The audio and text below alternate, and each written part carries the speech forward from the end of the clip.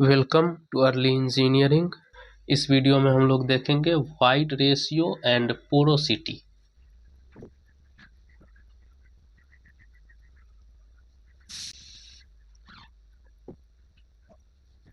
इन दोनों को एक साथ देखेंगे। देखिए, सेम वैसा ही फीलिंग आएगा जो पिछले वीडियो में वाटर कंटेंट की तरह में जैसा आया था कंसेप्ट, वैसा ही है। देखिए, वाइड रेशियो को हम लोग ई से रिप्रेजेंट करते हैं, पोरोसिटी को एन से। क्या होता है वाइड रेशियो? सबसे पहले माइंड में क्या आ रहा होगा? सबसे पहले तो एक फेज डायग्राम बना लेते हैं इसके लिए।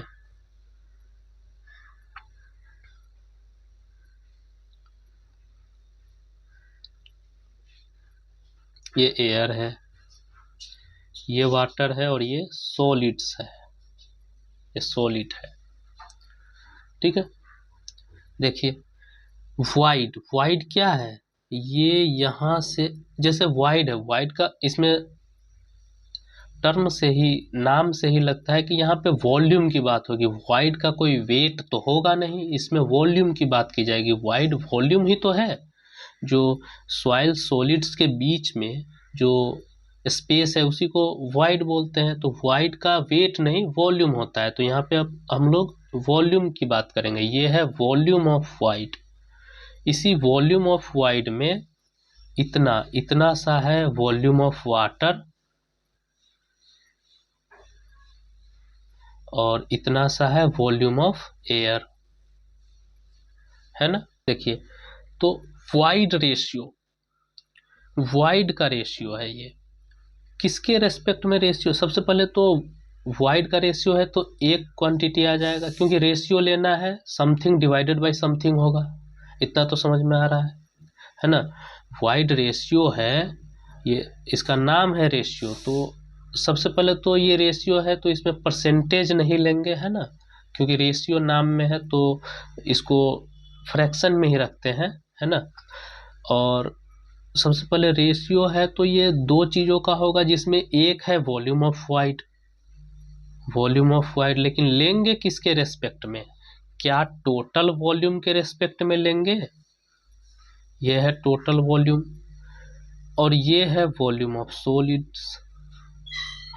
इन्हीं दोनों में से किसी एक के रेस्पेक्ट में लेना पड़ेगा, है ना। देखिए, टोटल वॉल्यूम एक स्टेबल क्वांटिटी नहीं है, ये वेरिएबल क्वांटिटी है। टोटल वॉल्यूम बदलता रहता है। देखिए, ये है सॉइल सॉलिड्स, ये है वाटर। इसमें और वाटर डालेंगे, इसमें और वाटर डालेंगे तो ये वाटर यहाँ तक आ जाएगा। अभी भी टोटल वॉल्यूम कांस्टेंट है, टोटल वॉल्यूम में कोई बदलाव नहीं आया है। थोड़ा और पानी डालेंगे, यहाँ आ जाएगा, एयर इतना ही बचेगा। ठीक है, टोटल वॉल्यूम अभी भी कांस्टेंट है, सॉलिड्स अभी भी उतना ही है। थोड़ा और पानी डालेंगे, यहाँ तक आ जाएगा, सॉइल हो जाएगा सेचुरेटेड। ठीक है, सॉइल हो जाएगा सेचुरेटेड सॉइल। टोटल में वाटर आ गया। टोटल वॉल्यूम अभी भी कांस्टेंट है, लेकिन अब थोड़ा सा और पानी डालेंगे। सॉइल ही तो है, उस सॉइल में थोड़ा सा और पानी डालेंगे तो सॉइल का वॉल्यूम को अब बढ़ना पड़ेगा। देखिए, सॉइल अपना वॉल्यूम बढ़ाएगा और इंक्रीज होकर अब इतना, अब ये टोटल पानी से भरा हुआ है तो अब वाटर इतना हो गया।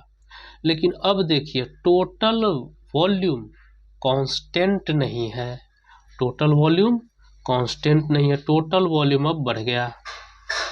थोड़ा और पानी डालेंगे, थोड़ा और बढ़ जाएगा। टोटल वॉल्यूम यहाँ पर भी कांस्टेंट नहीं है। जिस तरह से आपने पिछले वीडियोज में वाटर कंटेंट के कंडीशन में देखा था कि उसमें वेट पे बात कर रहे थे हम लोग, टोटल वेट कैसे वेरी कर रहा है, यहाँ पे टोटल वॉल्यूम कैसे वेरी कर रहा है। देखिए, जैसे ही पानी मिलाते जाएंगे टोटल वॉल्यूम इंक्रीज होता जाएगा। टोटल वॉल्यूम कोई कांस्टेंट क्वांटिटी नहीं है, स्टेबल क्वांटिटी नहीं है। लेकिन weight of volume of solids, volume of solids पानी मिलाने से नहीं बदल रहा। वॉल्यूम ऑफ सॉलिड्स तो उतना ही रहेगा, क्योंकि सॉलिड्स से छेड़छाड़ हम लोग कर नहीं रहे हैं। समझ में आ रही है बात? तो वॉल्यूम ऑफ सॉलिड्स एक स्टेबल क्वांटिटी है, एक कांस्टेंट क्वांटिटी है। एक सैंपल के लिए। समझ में आ रही है बात? तो जो वाइड रेशियो है, अब यहाँ पर भी दोनों चीज़ों में से ले सकते हैं, लेकिन ये ज़्यादा स्टेबल है वॉल्यूम ऑफ सॉलिड्स के रेस्पेक्ट में कैलकुलेट करना। तो वाइड रेशियो को हम टोटल वॉल्यूम के रेस्पेक्ट में ना कैलकुलेट करके वॉल्यूम ऑफ सॉलिड्स के रेस्पेक्ट में कैलकुलेट करेंगे। ठीक है, और क्योंकि ये रेशियो है, इसमें मल्टीप्लाई बाय 100 करके परसेंटेज में नहीं ले जाएंगे, ये रेशियो में ही रहता है, फ्रैक्शन में ही रहता है। ठीक है, तो ये है हमारा void ratio, volume of wide divided by volume of solids. ठीक है, volume of wide divided by volume of solids, ये है हमारा वाइड रेशियो।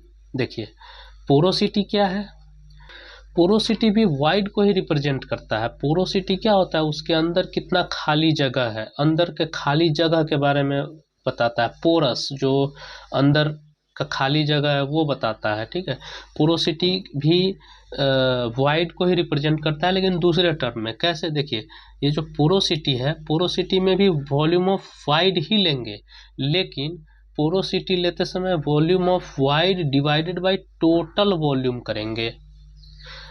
ठीक है, वाटर कंटेंट में भी हम लोग एक क्वांटिटी W डैश जो था वो टोटल वेट के करस्पॉन्डिंग ले रहे थे। यहाँ भी जब एक तो स्टेबल क्वांटिटी है, इसको वाइड रेशियो बोलेंगे, लेकिन जब टोटल वेट के टोटल वॉल्यूम के करस्पॉन्डिंग लेंगे वॉल्यूम ऑफ वाइड, तो इसको पोरोसिटी बोलेंगे। समझ में आ रहा होगा आपको? और इसको हम लोग परसेंटेज में ले सकते हैं, मल्टीप्लाई बाय 100 कर देंगे तो ये परसेंटेज में आ जाएगा। ठीक है, आई होप ये दोनों टर्म समझ में आ गया होगा आपको। अब इसकी रेंज की बात करते हैं। देखिए रेंज बहुत जरूरी है, क्वेश्चन वहीं से आते हैं। देखिए जो वाइड रेशियो है, वाइड रेशियो देखिए, क्या ये जीरो हो सकता है? क्या ये वाइड रेशियो जीरो हो सकता है? वाइड रेशियो जीरो होने के लिए इसको जीरो होना पड़ेगा, वॉल्यूम ऑफ वाइड को जीरो होना पड़ेगा। क्या वॉल्यूम ऑफ वाइड जीरो हो सकता है? देखिए वॉल्यूम ऑफ वाइड को जीरो होना है। देखिए वॉल्यूम ऑफ वाइड क्या होता है, वाइड होता क्या है, जो सॉलिड्स है, जब सॉलिड्स को इस तरह से रखेंगे हम लोग, एक मान लीजिए एक कंटेनर में सॉलिड्स को रखना चाह रहे हैं, तो ऐसे रखाएगा, ये ऐसे पैक होगा। कितना भी डेंसली इसको पैक करेंगे, कैसे भी करके पैक करेंगे, कुछ न कुछ वाइड, कुछ न कुछ स्पेस तो बच ही जाएगा, है ना। ये सॉइल है, ये सॉइल स्टील तो बन नहीं जाएगा, या कि अंदर कुछ खाली ना बचे, है ना। ये सॉइल सॉइल ही रहेगा, कितना भी डेंसली इसको पैक कर दीजिए, कितना भी दबा दीजिए इसको, इसके अंदर वाइड जीरो नहीं होगा, कभी नहीं होगा जीरो। समझ में आ रही होगी आप लोगों को, है ना, कि इसके अंदर वाइड जीरो नहीं होगा, वॉल्यूम ऑफ वाइड जीरो कभी नहीं होगा। समझ में आ रही होगी आपको, जिसके कारण ई का वैल्यू जीरो नहीं हो सकता है, जीरो से ज़्यादा ही होगा। ठीक है, तो ई जो है जीरो से ज़्यादा होगा। ठीक है, यहाँ पर रेंज लिख देते हैं, रेंज। ठीक है, जीरो से ज़्यादा ही होगा। देखिए क्या 1 हो सकता है, इन दोनों, ये दोनों बराबर हो सकता है, वॉल्यूम ऑफ वाइड और वॉल्यूम ऑफ सॉलिड्स? हो भी सकता है, नहीं भी हो सकता है। देखिए ये है volume of wide, volume of solids, और ये है वॉल्यूम ऑफ वाइड, यही तो है वॉल्यूम ऑफ वाइड, है ना। अगर वॉल्यूम ऑफ वाइड, अगर मान लीजिए अभी कम है, मान लेते हैं कि अभी वॉल्यूम ऑफ वाइड कम है, वॉल्यूम ऑफ सॉलिड्स ज़्यादा है, मान लेते हैं, तो और पानी अगर रख देंगे, और पानी रख देंगे, तो इसका टोटल वॉल्यूम बढ़ जाएगा। टोटल वॉल्यूम बढ़ जाएगा तो वॉल्यूम ऑफ सॉलिड तो बढ़ेगा नहीं। टोटल वॉल्यूम क्या होता है, टोटल वॉल्यूम होता है volume of solids plus volume of wide. Total volume जो बढ़ रहा है, तो उसको बढ़ा कौन रहा है, वॉल्यूम ऑफ वाइड ही तो बढ़ रहा है, तभी तो टोटल वॉल्यूम बढ़ेगा। समझ में आ रही बात? ये जो टोटल वॉल्यूम जो बढ़ रहा है, तो बढ़ कौन रहा है, इन दोनों में से किसी एक को बढ़ना पड़ेगा, तभी तो टोटल बढ़ेगा। ये तो कांस्टेंट है, ये तो नहीं बढ़ रहा, तो इसको ये बढ़ रहा है ना, वॉल्यूम ऑफ वाइड ही तो बढ़ रहा है। वॉल्यूम ऑफ वाइड बढ़ते बढ़ते इसके बराबर भी हो सकता है, तो 1 भी हो सकता है ना, 1 भी हो सकता है।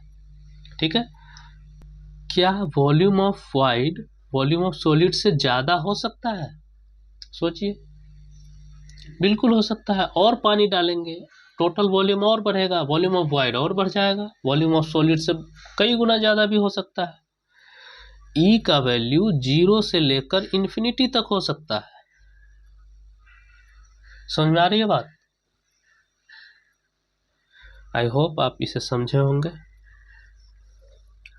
अब पोरोसिटी के रेंज की बात करते हैं। देखिए एन, देखिए एन की वैल्यू 0 हो सकती है क्या? 0% या तो परसेंटेज में लेंगे, 0% हो सकती है क्या? 0% होने के लिए इसको 0 होना पड़ेगा, वॉल्यूम ऑफ वाइड को। वॉल्यूम ऑफ वाइड 0 नहीं हो सकता, अभी बताया मैंने आपको, ठीक है। वॉल्यूम ऑफ वाइड 0 नहीं हो सकता है, कभी भी नहीं हो सकता है। तो 0% से ज़्यादा ही होगा हमेशा, है ना, 0% से ज़्यादा होगा। एन की वैल्यू 0% से हमेशा ज़्यादा होगा, 0% के बराबर कभी नहीं आएगा, ठीक है। और क्या 100% हो सकता है? देखिए 100% होने के लिए इन दोनों को बराबर होना पड़ेगा, तभी तो ये दोनों कटकर 100% कराएगा, ठीक है। तो volume of wide total volume के बराबर हो जाए। देखिए वॉल्यूम ऑफ वाइड, ये जो वाइड है ये टोटल वॉल्यूम के बराबर हो जाए। जब ये टोटल वॉल्यूम के बराबर हो जाएगा तो सॉलिड कहाँ जाएगा भैया? समझ में आ रही है? सॉलिड्स जाएगा कहाँ? और सॉलिड्स ही नहीं रहेगा तो सॉइल काहे का? वो तो केवल पानी और एयर रहेगा। हम लोग स्टडी सॉइल की कर रहे हैं ना, सॉइल को ही गायब कर देंगे तो स्टडी कैसे करेंगे? कम से कम सॉइल तो रहना चाहिए ना, थोड़ा थोड़ा तो रहना चाहिए, कुछ तो रहना चाहिए। अगर सॉइल रहेगा तो टोटल वॉल्यूम केवल वाइड ही तो नहीं रखेगा, वाइड के अलावा सॉलिड का वॉल्यूम होगा और तब टोटल वॉल्यूम होगा, उन दोनों को ऐड करेंगे तो, है ना। तो टोटल वॉल्यूम और वॉल्यूम ऑफ वाइड इक्वल नहीं हो सकता है। Total volume will always be greater than volume of wide, understand. Total volume से कम रहेगा वॉल्यूम ऑफ वाइड, तो ये 100% से कम ही रहेगा, 100% के इक्वल नहीं हो सकता, अंडरस्टैंड। तो ये है इसका रेंज, समझ पा रहे होंगे आप लोग, आई होप। चलिए अब इन दोनों का इंटर रिलेशनशिप भी देख लेते हैं। इंटर रिलेशनशिप का क्या मतलब? इन दोनों के बीच में एक फॉर्मूला डेवलप करेंगे जिससे अगर हमें पोरोसिटी गिवन है तो हम वाइड रेशियो निकाल सकते हैं, या फिर अगर हमें वाइड रेशियो गिवन है तो हम पोरोसिटी निकाल सकते हैं। यही तो होता है रिलेशनशिप का मतलब। Relationship means formula. Similar procedure है जैसे हम लोगों ने वाटर कंटेंट में देखा था। पहले एन को लेते हैं, देखिए ये है एन, क्या है? एन है पोरोसिटी। पोरोसिटी क्या होता है? Volume of wide upon total volume. Total volume को एक्सपांड करके लिखेंगे, यह है वॉल्यूम ऑफ वाइड अपॉन, यहाँ पर लिखेंगे volume of wide plus volume of solids, ठीक है। और वॉल्यूम ऑफ वाइड को कॉमन करके कट करेंगे, ठीक है ना, ताकि देखिए सब समझ में आ जाएगा आपको। देखिए वॉल्यूम ऑफ वाइड, यहाँ पे वॉल्यूम ऑफ वाइड को ज़बरदस्ती दोनों में से कॉमन करेंगे, यहाँ तो कॉमन हो जाएगा आसानी से, 1 आ जाएगा। प्लस वॉल्यूम ऑफ सॉलिड्स में से भी वॉल्यूम ऑफ वाइड ज़बरदस्ती कॉमन करेंगे तो क्या आएगा? Volume of solids divided by volume of wide. तभी तो देखिए इन दोनों को मल्टीप्लाई कीजिए, वॉल्यूम ऑफ वाइड से कट जाएगा और वॉल्यूम ऑफ सॉलिड्स यहाँ आ जाएगा, ठीक है ना। और ऐसा हम लोग क्यों कर रहे हैं? ये लाने के लिए, क्योंकि ई का फॉर्मूला क्या होता है? Volume of wide upon volume of solid. देखिए इसका उल्टा है ना, ये इन दोनों के बीच का रेशियो भी तो लाना है हमको फॉर्मूला में, तो रेशियो आ रहा है ना, इसलिए ऐसा करते हैं। दो पर्पस है इसके, एक तो यहाँ से कॉमन करेंगे ताकि ये कैंसिल आउट हो जाए, और दूसरा है कि ये चीज़ फॉर्मूला में ई आना चाहिए, ई को लाना है ना फॉर्मूला में। एन के फॉर्मूला में हमें ई चाहिए। ई कैसे आएगा? जब ये वाला रेशियो हम लाएंगे तभी तो ई का एंट्री होगा इसमें, ई को एंट्री करवाना है ना, इसलिए ये सारे प्रोसीजर हम लोग करते हैं। देखिए अब ये तो कैंसिल आउट हो जाएगा। एन बराबर क्या आया? देखिए 1/1 plus weight of solids upon sorry volume of solids upon volume of wide. अब देखिए ये उल्टा है ई का। ई क्या होता है? Volume of wide upon volume of solids, volume of wide upon volume of solids. तो इसको इसके जगह पर हम 1/e लिख सकते हैं, है ना। इसको लिखेंगे, इसको क्या लिख सकते हैं? n बराबर 1/1 प्लस 1/e। समझ में आ रही है बात? अब देखिए यहाँ तक अगर आपने कर दिया, यहाँ से दो तरफ जा सकते हैं। देखिए ये तो अभी शुरुआत है, यहाँ से दो निकालेंगे। देखिए दो फार्मूला यहाँ से दोनों टर्म में ले सकते हैं, यहाँ से फार्मूला। देखिए अगर इसको ऐसे ही सोल्व कर देंगे तो n में आ जाएगा फार्मूला हमारा, n इक्वल्स टू आएगा। अगर इसको इधर करके करेंगे, देखिए सब दोनों आपको बताते हैं, n equals to 1/e plus 1/e आ जाएगा। उसको ऐड करेंगे और ये e ऊपर चला जाएगा, n equals to e/1 plus e। एक फार्मूला ये आ गया। देखिए इंटर रिलेशनशिप है, n e, अगर e दिया गया हो तो n निकाल सकते हैं e/1 प्लस e करके, e/1 प्लस e करके हम n निकाल सकते हैं। एक फार्मूला ये आया, है ना। ये सारे इम्पोर्टेंट फार्मूलाज आ रहे हैं आपको। ये फार्मूला हर जगह हर एक चैप्टर में काम आएगा। दूसरा ये है कि इसको उधर भेजकर n को नीचे ले आएंगे, e के टर्म में फार्मूला आ जाएगा। देखिए 1 plus 1/e equals to 1/n। ठीक है, ये केवल e रखना है इधर, एक को उधर भेज देंगे। 1/e equals to 1/n minus 1, है ना। इधर सोल्व कर लेंगे और उसको रिवर्स कर देंगे, e को ऊपर ले जाएंगे तो e का फॉर्मूला निकल के आ जाएगा। समझ पा रहे होंगे आप लोग।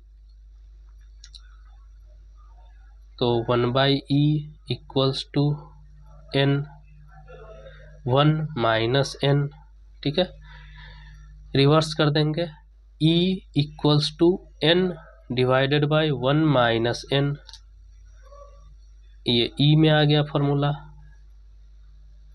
है ना। ये फॉर्मूला भी इम्पोर्टेंट है।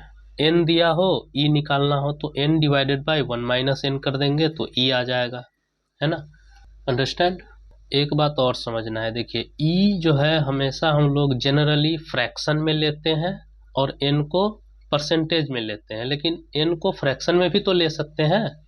अगर इस फार्मूला का यूज करेंगे, इस फार्मूला का देखिए, जब इस फार्मूला को यूज कर रहे होंगे, मान लीजिए e का वैल्यू है लेट इट इक्वल्स टू 0.8। ठीक, हमें n निकालना है तो हम n इक्वल्स टू क्या लिखेंगे? 0.8 डिवाइडेड बाय 1 प्लस 0.8, है ना। ये इसको जब सोल्व करेंगे तो 0.8 डिवाइडेड बाय 1.8 ये आ रहा है 0.444। ठीक है, तो ये जो आया ये n की वैल्यू आई। देखिए n इक्वल्स टू आया 0.444, ये n का फ्रैक्शन में वैल्यू आया। ठीक है, ये n का फ्रैक्शन में वैल्यू आया। अगर हमें परसेंटेज में लिखना है तो n इक्वल्स टू हो जाएगा 44.44%। समझ में आ रही है ना बात। जब इस फार्मूला से निकालेंगे, क्योंकि e रेशियो में रहता है तो n फ्रैक्शन में आएगा, है ना। e फ्रैक्शन में रहता है तो n भी फ्रैक्शन में आएगा, रेशियोज में आएगा, है ना।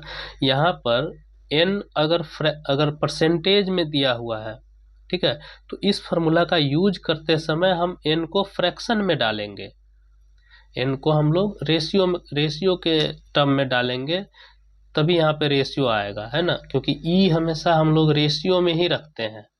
आई होप इस वीडियो से आपको बहुत कुछ सीखने को मिला होगा। अगर कुछ सीख पाए हैं तो सब्सक्राइब कर लीजिए। Thank you.